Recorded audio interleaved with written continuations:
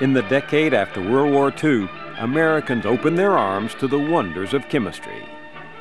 Synthetic chemicals were invented to give manufacturers new materials, Plastic. And like plastic. other things we use in our everyday life. Better things for better living through chemistry. Pesticides like DDT were advertised as miracle chemicals that would eradicate crop pests and mosquitoes. The industry boomed.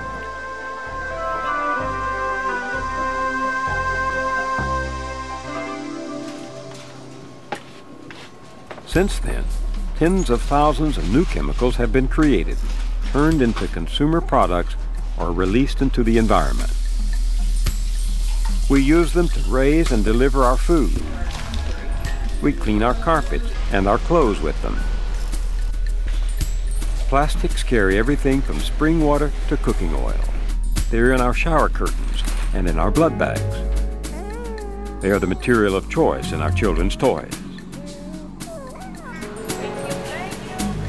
But there are risks that come with the benefits of the chemical revolution. In this arm? Preferably, if that's where your vein is good at. Specialists in public health at the Mount Sinai School of Medicine in New York, led by Dr. Michael McCallie, are trying to assess how many synthetic chemicals are in our bodies. For the purpose of this broadcast, I volunteered to take part in their study. A much larger project is underway at the U.S. Centers for Disease Control. And you're looking for chemicals? Not the body's normal chemicals. We're looking for industrial chemicals, things that weren't around 100 years ago, that your grandfather didn't have in his blood or fat. We're looking for those chemicals that have been put into the environment and through environmental exposures, things we eat, things we breathe, water we drink, are now incorporated in our bodies that just weren't there. You really think you will find chemicals in my body? Yes. Oh, no question, no question.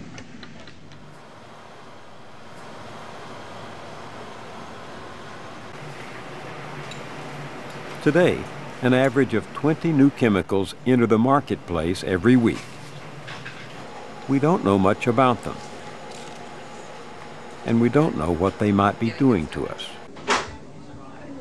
Back at the Mount Sinai School of Medicine, Dr. Michael McCallie was ready to tell me if residues of the chemical revolution had been found in my blood.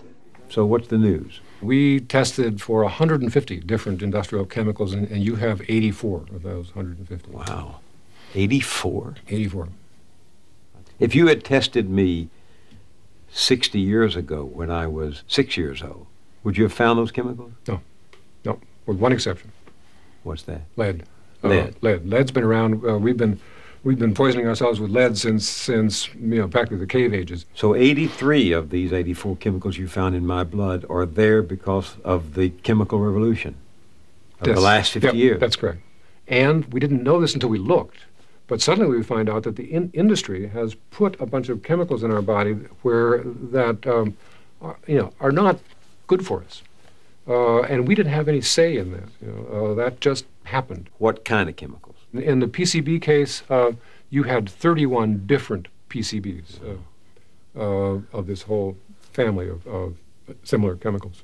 They are all over the place, and it's probably a function of where you lived. You lived in some locale where PCBs were in the environment, and you got them into you through the air you breathe. Some of them get down in groundwater. Some of them get coated on food. You didn't get them sort of in one afternoon because you ate a poisoned apple. And dioxins? Dioxins, of all that we measured, you had 13. 13 different dioxins of this large family of chemicals. You tested for some pesticides? Yes. The organophosphates, malathion is one we may have heard of because we're spraying it here in New York. I used to spray malathion on my house in my yard in Long Island. We also measured organochlorine pesticides. The best known is DDT. Now, DDT hasn't been produced in this country for several decades. Yeah, so where would I have gotten that? Did you ever, watch them spray the trees when you were a little kid? Young man. Young man, right. Yeah, okay. And I lived around places that had used it. Mm-hmm. Well, that's enough because, again, like PCBs, These are very persistent chemicals. The body doesn't metabolize them, doesn't break them down into little pieces and get rid of them. How do the results of my tests compare with others around the country? I wish we had more data. I wish I could give you a clear answer to that. The burdens that you carry are probably biologically less important than if you were a 21-year-old woman who was in her 9th week of pregnancy, and then the fact that you were circulating some DDT might really be important. Have these chemicals been tested in terms of what happens when they are combined? No. That is a complexity that we haven't even looked at. Have they been tested on vulnerable populations like children? No. We are just beginning to do that science. Is it fair to say from all of this that we are, as human beings, being unwittingly exposed to hundreds of toxic chemicals which have been tested enough just to know that they're toxic, but not tested enough to know the risks? That's a fine summary of the current state of affairs. We know enough now to know that it doesn't make a lot of sense to make chemicals that are carcinogenic and add them to our bodies and then argue about how much we're adding. It just isn't a good idea, particularly when there are perfectly acceptable alternatives, and that if the industry chose, it could change our exposures dramatically by its own actions.